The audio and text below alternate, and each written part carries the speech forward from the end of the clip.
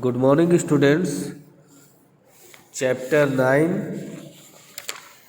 Colonialism and Urban Change.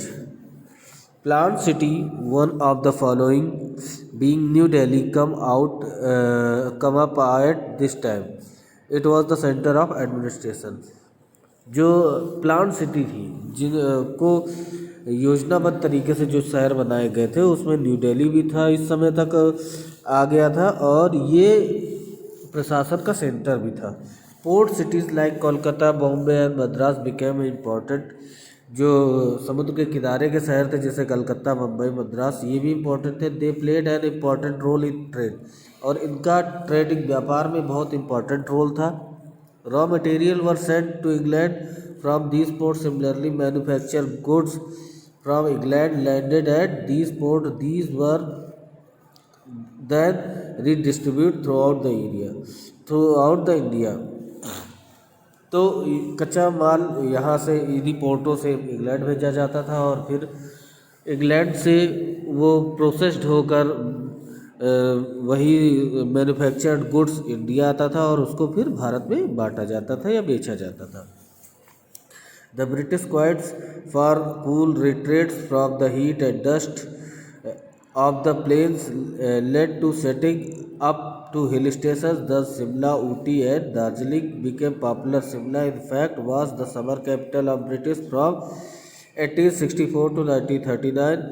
For a part of the year all work of the government was done from Simla। अच्छा, British लोगों को धूल और गर्मी से ज़्यादा एलर्जी होती थी तो इसलिए उन्होंने अपने हिल स्टेशंस बना रखे हुए थे, जैसे शिमला, ऊटी, दार्जिलिंग इनमें से पॉपुलर है। इनफैक्ट जो कि शिमला था तो वो ब्रिटिश काल में समर ग्रीष्मकाल कैपिटल होती थी, मतलब गर्मियों के दिन में जो भारत की कैपिटल हुआ करती थी वो शिमला हुआ करती थी। और ये अंग्रेजी शासनकाल में शिमला ग्रीष्मकाल की राजधानी बनी, और जो कि 1864 से 1864 से 1939 तक 1939 तक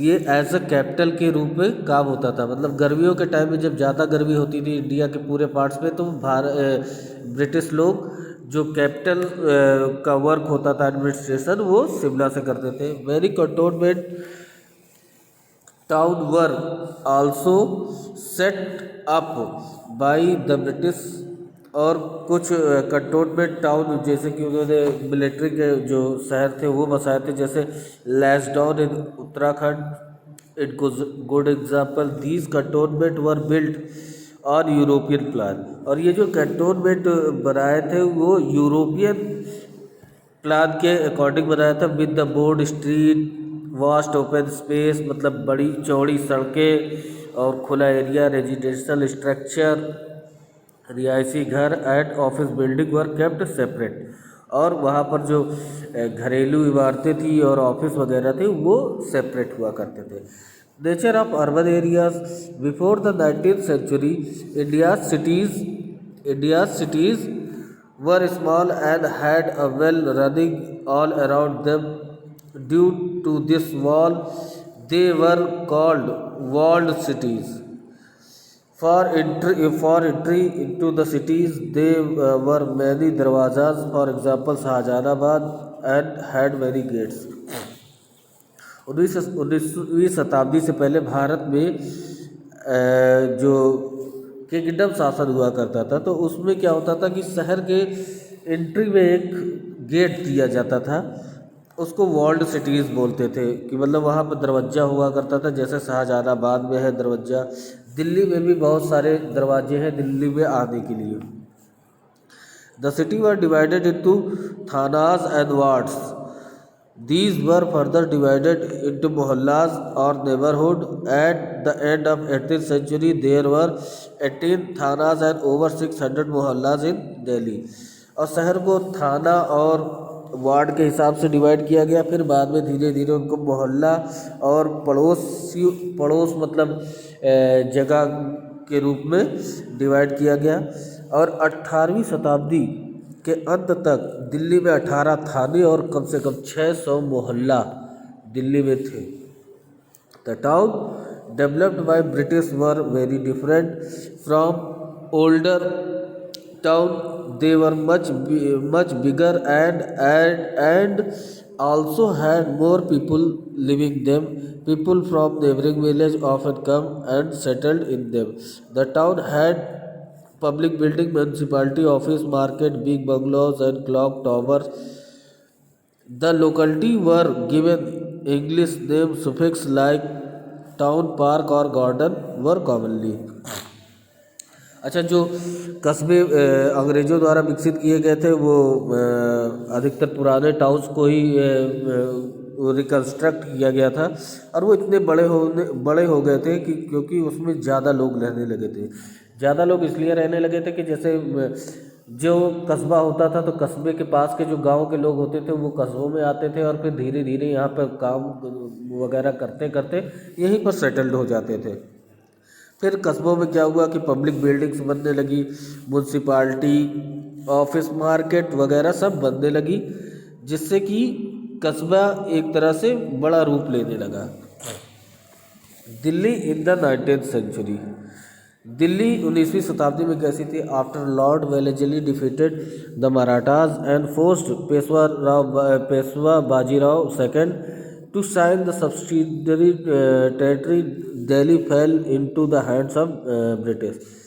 अच्छा, वेलेजली की हार हो गई थी मराठा से, जिससे कि दिल्ली अंग्रेज़ों के हाथों से निकल गई थी। At this time Calcutta was the capital of British empire.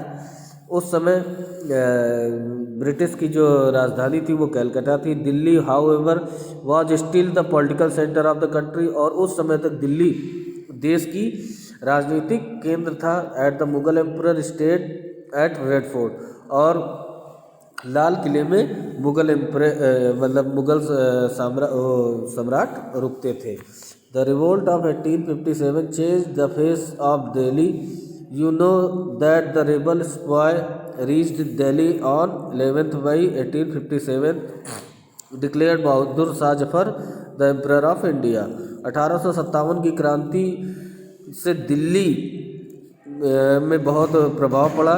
11 मई 1857 को बहादुर शाह जफर को भारत का सम्राट घोषित किया गया। This shows the political and symbolic importance of the Delhi and that the Mughal Emperor, और ये दिल्ली का मतलब राजनीतिक और दिल्ली की इम्पोर्टेंस को और मुग़ल एम्परर के सिंबॉलिक इम्पोर्टेंस को शो करता है। Delhi was in the hand of the सिपाही ऑफ 4 month, और दिल्ली सिपाहियों के हाथ में 4 महीने तक थी। By 20 September 1857 all parts of Delhi had been recaptured by British, और 20 सितंबर 1857 को दिल्ली पर अंग्रेज़ों का फिर से शासन हो गया। After recapturing Delhi, British troop plundered the cities and inhabited of the cities were driven out. जब दिल्ली पर दोबारा से ब्रिटिश ने कब्जा कर लिया तो उन्होंने अपने ट्रूप्स मतलब जो सैनिकों के लिए दिल्ली में रहने की जगह बनाई, और जो इनहैबिटेड थे, जो वहाँ के निवासी नहीं थे, उनको दिल्ली से बाहर कर दिया गया। Delhi was completely depopulated and disturbed for deserted for many months. Delhi उस समय बहुत महीनों के लिए डिपॉपुलेटेड, मतलब वहाँ जनसंख्या थी नहीं, सिर्फ अंग्रेज ही दिखाई देते थे। The Red Fort was taken over. Many structures inside the fort were converted into barracks for British soldiers.